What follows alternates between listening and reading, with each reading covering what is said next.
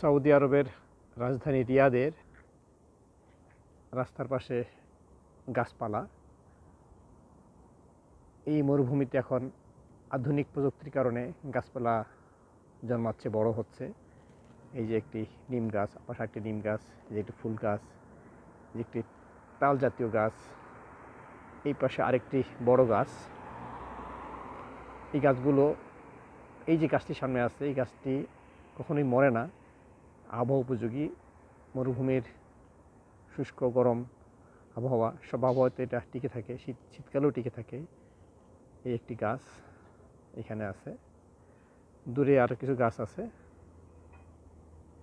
এগুলো কিন্তু পরিবেশটাকে রক্ষা করছে, ছায়া দিচ্ছে, ঠান্ডা পরিবেশ দিচ্ছে।